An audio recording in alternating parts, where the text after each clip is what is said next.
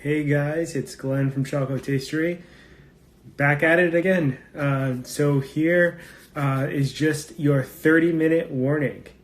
You're gonna want to come back to check out another fun chocolate tasting. I think you may know already. It's Potomac chocolate.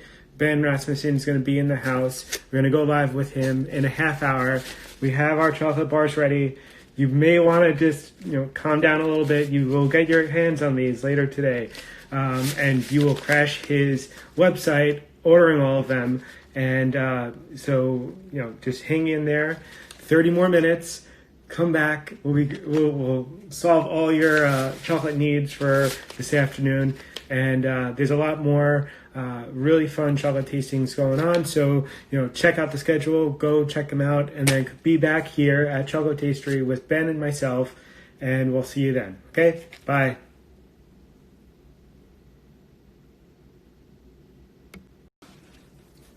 Hey, everybody. Welcome to the 4:30 session with Ben Rasmussen of Potomac Chocolate. And so we're going to wait for him to join. All right. Hey, everybody that's joining. All right. We're going to wait until, let's see if once Ben arrives, we will get him here. All right.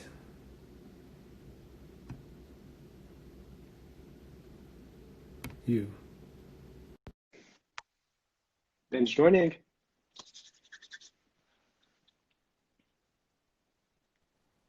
Oh, Yes. Hey, Ben. hey, Hey. How's it nice going, shirt. buddy? I know, Doing right? great. Yeah, I got the new one. Oh, see. I should have worn the new one. All right. We would have been twins. Next time. Next time. Yeah, How you doing? that's the definition of coolness when we're both wearing the same shirt.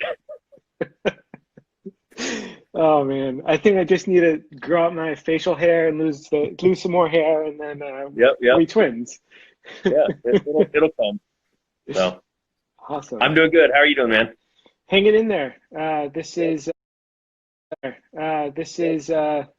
time, but we're all really just fighting through it, and we're using chocolate to get through it.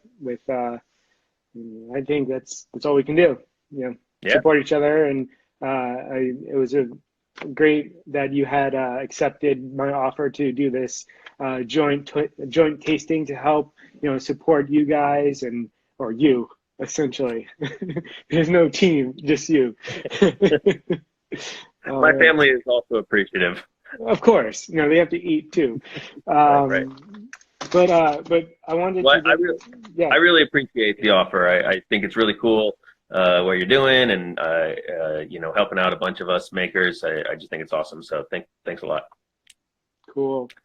Awesome. So I know you talked with everybody yesterday, gave them a little behind the scenes tour of the factory. Now you're at, I guess, your store, right? Yeah. Well, there's a blank wall. There's the front. Nice. There's the press. Oh wait, is that the press? Yep. The letterpress. Yeah. Cool. Awesome. Yeah. So we have some treats today to do some tasting. Indeed. Yeah. So welcome everybody's coming in. There's a lot of people coming in. If you have any questions for Ben or myself, just shout them out and we'll get to them. Lots of hands waving and hearts pounding and all that stuff. But yeah, Pipeline Chocolate, you could probably check it. He missed the it's on the YouTube channel. Thanks, Yeah. Uncommon Cacao, for mentioning that. But yeah, are you ready to taste some chocolate? Yeah, totally. All right. So for people who don't know that are joining, I do my own chocolate tastings, and I see that this is flipped, so bear with all of that. I do my own tastings in person and now online. And so we have a little guide that we'll talk through and stuff like that. Checking the color, make sure it's just brown enough for you and your liking, and then the snap to see if Ben does a good temper job. Then smell the aromas, and then obviously taste to see like what we're actually tasting and if it's pleasurable or not. Welcome everybody who's keep on joining. Or not. I know, right? If you spit, we could also spit it out too if you want. Yeah, indeed. Yeah. All right. So you have the lineup there with you too, right? I do. I've got mine. I printed it out, and then it occurred to me that my printer here at the shop is just a black and white printer because I just use it for printing shipping labels. So none of my bars are going to match these colors. Awesome. Damn. I didn't think about that in time. It's all good. Amateur hour. We'll make it. Yeah, I mean, fake it till you make it, I guess. So we do have 4 bars. I'll just hold them up here. We have the Upala, 70% Tomaco. One of my favorites, the toasted bread with your sourdough bread, and then toasted milk. So let's start with the Upala. Let's do it. Yeah. So tell me a little bit about Upala and what's your inspiration around this bar?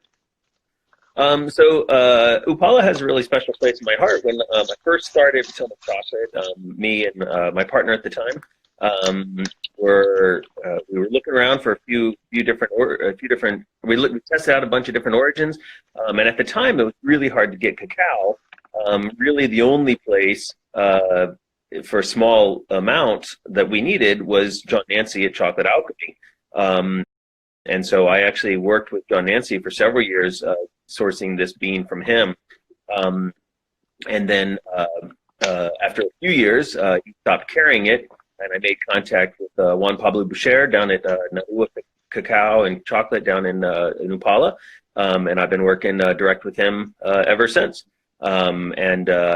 It's a great bean. We'll talk about the flavor, of course, but one of the things that I really like, this most recent harvest and this most recent shipment that I've gotten from him really harkens back to the flavor of the original bean that I used back in 2010. Over the years, as harvests go on, different things change and the flavor changes a little bit. And so this most recent one, I feel, is really just this like great throwback to what it was back then. So yeah. Awesome. It's at 85%, and so basically Ben's fairly new molds from a couple years now. I say it's new, but it's been so many years since your 100 Kickstarter campaigns to help you fund your business. So you can see all of the fish and then the loaves of fish and all that. It's a little like, all that. But all right, so we really can't compare. So we get to see it's dark brown a little bit. So we'll hear the snap. Oh man! All right, so. Resounding. So I guess that was a good temper. Did anybody hear that kind of comment where you're watching from, so you could see how far around the world that snap went? The snap around the world, awesome. All right, so I think that's definitely in the. Where's my finger? There we go. The sonic boom. Yeah. All right, I've already got some broken up chunks. I'm going to pop one in right now. All right. How should we taste it? Oh wait, you're leading. I'll listen. Yeah, Sorry. well, we want to smell the aromas first. What are you smelling right now? Mine's too cold. I can't smell anything. You warm it up like you do this. I know. Rub my fingers on a little bit. So I'm getting definitely deep cocoa. Yeah, me too. There's an earthy woodiness to it, and then just a hint of a fruitiness to it. What about you? Yeah, I got a lot. I guess I had like a little like cold or whatever, so like my aroma detecting abilities are kind of sucking right now, but I do get like that chocolatey note, and maybe some of what you said, but it's tough for me to get that right now. But somebody, I think Rusty had asked from Pipeline, why did you choose 85% for this bar? So I actually I make this bar, I make a few different bars with this bean, a 70% and 85%, and a nib bar that is sadly on its way into the vault a little while. I'm working on a few other new bars, and so it's one that's getting that's going away for a little while. All right. Well, let's try it. Why with 85% with this one? I started with the 70%, and I really wanted to experiment with something a little bit darker. I actually have a whole story for this. I don't know how much time we have. I don't know how much... We have 20 minutes left. We haven't tasted anything yet. It's so good. I'm going to tell this story real quick. Okay. I'm going to start tasting it, though. Okay, you start tasting it. I know what it tastes like. So when I very first started, Biagio Avitiello, I'm sure I'm massacring his last name, was the owner of the shop Biagio Fine Chocolate, which is now known as the Chocolate House. Just fantastic chocolate shop. He did that first year I was in business, even before I started selling bars, he organized a chocolate symposium at the American Indian Museum at the Smithsonian. And Mark Christian of the C-Spot let me use one of my bars, but he said, I know you're doing a 70%, which is the only thing I had made. He says, but really I need something in the 80 to 90% range. And so this is the bar, more or less, that I made. At the time, it was an 82%. I've made it a little bit darker. Chocolate House DC is in the house. That's right. He is the best. And the only memory I have really from that tasting was there was a woman about 2 rows in front of us. Nobody knew that me and my partner at the time were in the room. And so Mark was really pumping them for input. And one of the ladies up 2 rows in front of us spat it out. And did not care for it at all. Then Mark introduces us, and she was mortified. She came up to us afterwards. She was so nice. She's like, I just don't care for chocolate that dark. So anyway, it was the first time anybody else outside of family and friends and Biagio had ever tried any of my chocolates. It was a great reaction. Well, that's great. You know, first impressions are great, I guess. Yeah, I mean, I was getting like a smoky note and like whatever, like reminiscent of like leather almost. But also had like some chocolate, like chocolate and coffee notes also. Yeah, definitely. I typically describe this one as earthy, and there's this nice nuttiness in the middle. That I get, and then at the end, definitely kind of this like coffee, smoky something there. You know, Yeah. none of those would really describe it, but in that kind of family. So. Yeah. So Laughing Gull Chocolates says we try not to judge people by how dark they like their chocolates. Try. Nice try. Yeah. Nice. All right. Well, we should keep on going to this bar here, Tamaco, Colombia, 70%. All right. I could tell you that this was the bar that you had just made. Was it after your second or third? I think it's your third Kickstarter, right? Yeah, the most recent Kickstarter. Yeah. So this was the bar. So whenever I've done a Kickstarter, one of the things I've done is I've made a new origin bar and made that as part of the rewards. You know, everybody would get some of the chocolate. Are you pointing out my biodegradable packaging? Yes, I noticed that before that we got logistics and all that. He sent me more bars, but I had an older package, and so it's like completely different size, and on the back, you know, there's like a whole eco-friendly icon and stuff. Yeah, there's cool. a very long and boring story about how that all came about. Another we'll have to do another Instagram live for that. Even more boring than the last one. We'll talk about that. All right. So here Oh we man, go. Chocolate House, they already sold all of their Tomaco. I need to get you some more. Yeah, I mean, who doesn't love this bar? I don't know. But here's it's we could compare bars. I think it's a little bit darker than the Upala by like little shades, I Yeah, think. yeah. I think they a touch more red. Ready? Yep. Oh, Damn. All right, oh, so Hawaiian Cacao Ceremony likes my packaging. Thank you. nice. All right. All right, so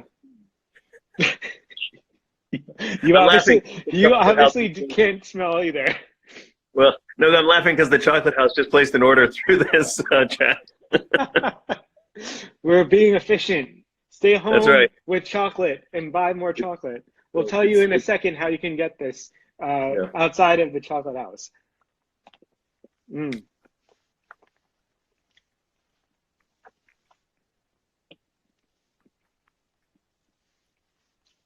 How do you think the mouthfeel on this one compares to the 85?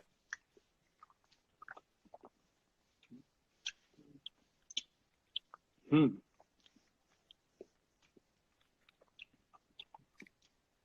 Oh, you look concerned.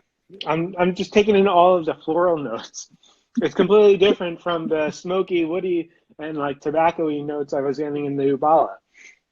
Yeah, it's really Yeah, good. Um, it's like creamier too. yeah. Definitely. Sorry, as I choke this down. Definitely a higher fat, higher cocoa butter, cocoa bean Mm. than the Impala was. Uh, yeah, definitely creamier, floral. Again, some like I think even more distinctive nuttiness in there. Yeah. And then that floral at the end really just kind of tweaks a little bit into just like a green tobacco or something like that. And Um, there's like a brightness that's like almost like a fruit.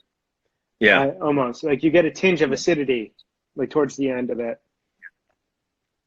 Awesome. I could eat this whole bar in one sitting again. let's watch it. All right. Oh man, So El Brig 3. We just finished the Tamaco Columbia 70% bar. Sorry for the flipped images because Instagram, I don't know how to change that. why did Um, it do that? Stupid. I don't know. I don't know. If you know, let us know. You see chocolate uplift? She calls it a psychedelic bar. Yeah, no, it is. Yeah, See, Hawaiian Cacao Ceremony also says they ate the whole bar. So, yeah. you buy it and you have to just buy two at a time so you could eat one at one time. We're six. Yeah, or six. All right. So the next one up is the bread, the sourdough bread. So please share us with your story of how this all came to be so many years ago. So Valerie from Chocolate Uplift is asking a question: how do I derive the flavors for Tomaco, the special roast, etc.? That one is yes. It's a very. I find it to be. Yeah, I do a very mild roast on it. Very gentle. So not a lot of high temperatures. I'm not a believer overall in kind of the slow and low roasting philosophy. But this one, for a certain point, really likes, especially near the end, really likes to stretch that out, and that really brings out those nice nutty notes. It doesn't drive off the floral notes and that kind of thing. So yeah, so the roast for this one, and then when I'm conching it, very low temperature to really kind of trap as much that not a lot of acidity or anything that I need to worry about driving off during the conching process, and so. Yeah, so just really, this is just a great tasting bean, and so mostly what I'm just doing is trying to get out of its way. It's That great. wasn't a joke. Everybody's loving it in the comments. Um, Yes. awesome. Dame Cacao just said she finished her milk and cookies bar. We have the toasted milk in a moment, so you could have more of that with us. So yeah, so we're looking at the toasted bread crumb, toasted tower Yeah. crumb, toasted sourdough breadcrumb bar compared to your Tomako, and it's a little bit darker, I think, coming from like the back end here. I think it's a little bit, I don't know, this one. It's hard to see on camera. Yeah. Well, my temples are a little beat up, so it's hard to tell there. But it's really cool is there's pieces of the breadcrumb in there, so it's a textural wonderland is like basically it. So here, ready? Yeah. Ready? All right. So not as resounding as the 85%. Exactly. The reason is when you put other stuff into chocolate, breadcrumbs or coconut or milk powder or anything like that, it basically produces like fault lines, where the cocoa butter crystallization isn't solid all the way through. And so when you're snapping, that's what you're hearing, the cocoa butter crystallization snapping. And so when you have these other things in there, that makes a smaller snap. So this is a Dominican and Peruvian blend. I think, and somebody was asking if I baked the sourdough. Yes, I actually, I baked the sourdough bread. I started baking sourdough bread a couple of years ago, just kind of for my own amusement. And then Marisol from the chocolate house said, "What, you're baking sourdough bread? When are we getting a sourdough chocolate bar?" And that's how it came about. So people always ask me, how did you get the idea for a sourdough chocolate bar? And I have to tell them, I didn't. Somebody told me to do it, and I listened, and she's totally right. So with this one, normally you want to, as the tasting guide here says, you usually want to just let it melt. But this one, because it's all about that texture and getting those toasty notes from the breadcrumbs, this is definitely a munching bar. Yeah. Oh. I could totally confess that I do munch on this a little bit sometimes. Yeah. I mean, what, you want soggy breadcrumbs? No, it's all about that crunch. Mm. Oh man, that's a good bar of chocolate, if I do say so myself. I love like that salt. Yeah. Mm. Yeah. So in addition to the breadcrumbs, it does have a little bit of West Virginia sea salt in there. Mm. We have 9 minutes left, so we could slow down a little bit. You're kidding me. And, yeah. That's shocking that we've taken that long already. 30 minutes flies when you're having fun. It certainly does. Yeah. So before we taste the toasted milk, I want to just tell you guys how you can support Ben and Potomac Chocolate. So we work together to curate this 4 bars, the 4 bars for today's tasting, but we're also he's gonna have it up on his website, right? It's up there. All right, perfect. So go there and order the 4-bar bundle. How much is that bundle? $36. $36. So you get that, and then within the next 2 weeks time, once everybody has their bars, we're gonna do a live tasting. We could do it through a Zoom call, so everybody can join. And basically, we could talk through the bars again, and everybody could taste while we're tasting. And then you could, ask all of the more private, nerdy questions to Ben, or any random questions about like, Ben, why do you have these weird shirts that you keep wearing that have fish on them, or something like that. It's our time to have a really cool question and answer session with the guy behind the chocolate. So we'll do that in a couple of weeks time, but go there to the website, potomacchocolate.com, go to their store, get the bundle, $36. And you also get my chocolate tasting guide and my tasting sheet, which I'll send to you all by email. And so, we're all supporting each other, and Ben, so yeah. So we do have a question here. Yeah, it's a good one. You want to shout that out while I get the next bar ready? So how important is the sourcing of the beans to you? Do you have any direct relationships with farmers? And how concerned are you about ethical sourcing? How important? I personally think it's the most important thing that I or any chocolate maker does is sourcing good cacao, both for a flavor standpoint. You just can't make good chocolate out of crappy cacao. but also for an ethical standpoint. I want to make great chocolate from cocoa beans. I want to feel good about supporting farmers. I want farmers to continue to grow the beans that taste really good. And so I want to source in an ethical way to make sure that they are getting basically the money that they need to keep doing that and to have a good life. Do I have any direct relationships just with the Upala Costa Rica cacao? For the rest of it, I work with Uncommon Cacao, and I've got a new bean coming in from Meridian Cacao as well, who are both ethical cacao importers that are able to bring in much larger quantities than I am. So that's a really quick answer to a really important question. But the first part of it, how important? 100% important. Perfectly said. So we have the toasted milk. Yes. And I love your tasting notes for this. It says intensely creamy milk chocolate with rich notes of caramel, highly addictive. Yes, right. So, I've decided to be more and more absurd as time has gone on. I thoroughly enjoy your packaging and all of your puns and all that. And so it's it's a real indictment on. Did something happen? Oh, can you hear me?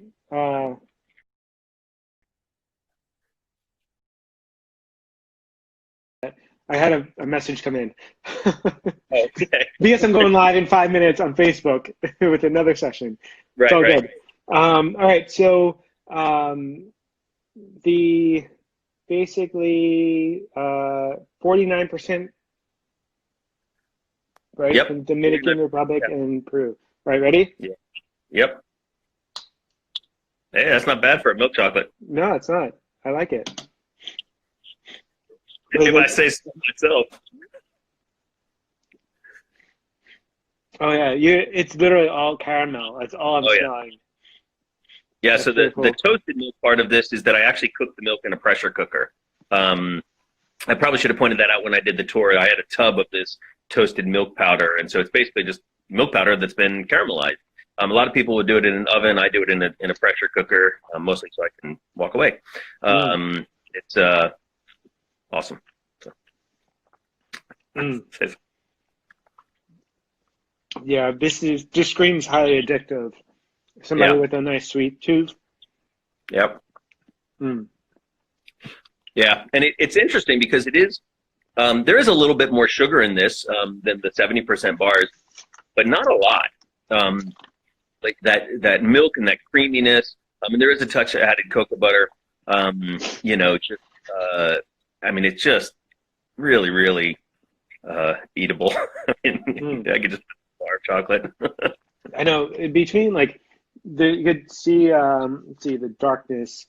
You could tell obviously your black and white paper is not going to really decipher this, but you could see it's really nice light brown. And I think I'm just gonna do another round. I could make the rules and I could not follow the rules when it comes to chocolate tasting, because there are literally no right or wrong. So do you have any other last parting words for all your fans out there today? Thanks for all your support. I appreciate all of you who have tuned in to my 2 sessions. Thanks as always to all the people who are putting this festival together. I think it's great. I've had a ton of fun watching a bunch of the other videos, getting on there and posting little comments that distract them as well. So I think it's great. I hope this inspires you all to with the desire to support craft chocolate. I sure hope that after this whole coronavirus stuff, after life returns to whatever the new normal is, that we haven't lost a bunch of craft chocolate makers. So I really appreciate everybody who's tuning in. Buy some chocolate, support craft chocolate world. Yep. So once again, go to PotomacChocolate.com, get your 4-bar bundle for $36.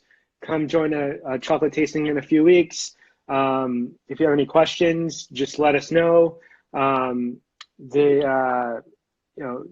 All 4 bars, we want to crash Ben's site. So share that and we'll send out this video. So share it. We'll make some posts about the bundle. Let's really support Ben and his hard work and the great addictive bars that we've been tasting today. And I'm not sorry that you guys are all jealous that you don't have any. But you can. You can have some. You can have some in a couple of days. There's a lot of discussion about shrimp chocolate bars. I currently do not have a shrimp chocolate. So. Oh, did you ever try that one from the guys in Singapore? Is that Fossa? Fossa, yeah. No, I haven't. I think I tried one of theirs with mushrooms or something. Oh, that one's good. The mushroom one from Naive is a favorite of mine. Oh, yeah, maybe that's the one I'm thinking of. Yeah. I haven't tried the shrimp one. I don't like shrimp, so it doesn't. So. Yeah. Choco Coffee One. Let's crash the Potomac site. Let's do it. That's right. All right, Sounds guys. good. Thanks so much for joining. Go support your other makers. Go check out the other sessions. I'm going to be going to Facebook right now. We're going to be doing a live session with the Fine Chocolate Club. Ben, have a great rest of your day, weekend, and I guess, stay strong and keep on making more chocolate because we're going to be crashing your site soon. Will do. Awesome. Thanks so much, Glenn. This was awesome. Thanks. Bye, everybody. Bye, everybody.